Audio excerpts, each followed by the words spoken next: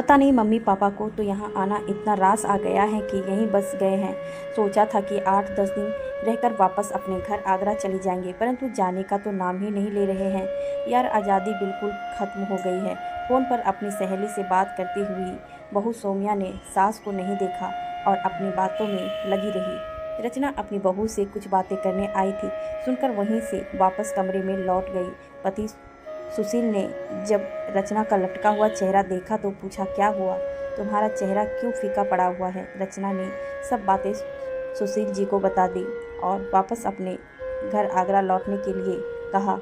अपना संपूर्ण जीवन अपनी गृहस्थी में न्योछावर करने वाली रचना आज अपनी बहू की बात सुनकर अस्तंभ थी।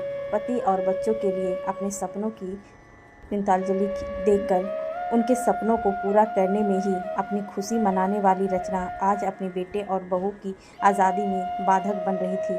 कुछ दिन अपने बच्चों के साथ समय व्यतीत करने आई रचना अपने आप को ठगा महसूस कर रही थी। लेखन की अद्भुत क्षमता होने के बाद भी अपने अस्तित्व को कभी खोजने की कोशिश नहीं की। अपने पति और बच्चों के लिए ही जीवन जिया था। शाम को बेटे राहुल के वापस आने पर सुशील जी ने अपने बेटे से आगरा रेल की टिकट बुक कराने के लिए कहा। पिता की बात सुनकर राहुल सकपका गया कि आपको यहाँ पर क्या कोई तकलीफ़ है? पापा, यहाँ आपका भी घर है। संपूर्ण जीवन आपने हम भाई बहन का जीवन संवारने में लगा दिया।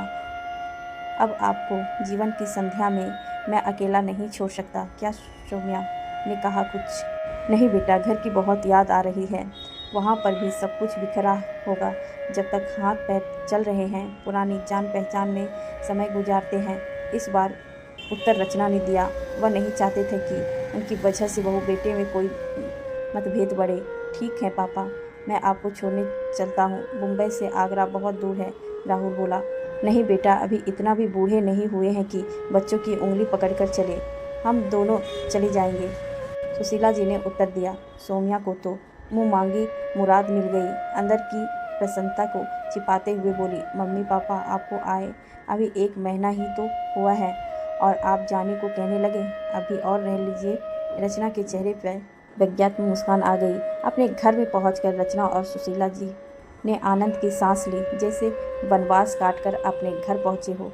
दुनिया के साथ रचना भी अपने घर में सिमट गई, परंतु आधुनिक तकनीक इंटरनेट का उपयोग कर जीवन को समर्थन पहल दी। वापस लौटकर अपने अकेलेपन को दूर करने और अपने सपनों को पूरा करने के लिए रचना ने लेखनी संभाल ली।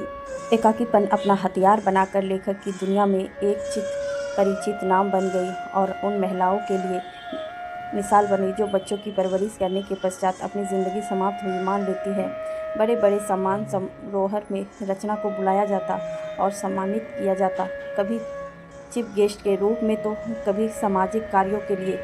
समाचार पत्रों में फ़ोटो के साथ सुर्खियां बटोर रही होती। उन्होंने अपने बच्चों को दिखा दिया कि नारी यदि ममता की मूरत है तो अपने स्वाभिमान की रक्षा करने वाली साक्षात नारी भी है। एक दिन उनकी प्रसिद्ध को देखकर बेटा बहू मिलने आए तो बहू अपने व्यवहार के लिए उनसे माफ़ी मांगने लगी तो रचना ने कहा कि नहीं बहू, तुम्हें माफ़ी मांगने की आवश्यकता नहीं है। यदि तुम मेरा अपमान ना करती तो जीवन की संध्या में मैं तो बेचारी बनकर रह होती। जीवन के खूबसूरत लम्हे का आनंद कैसे लेती। इस प्रकार रचना के लिए अपमान भी वरदान बन गया।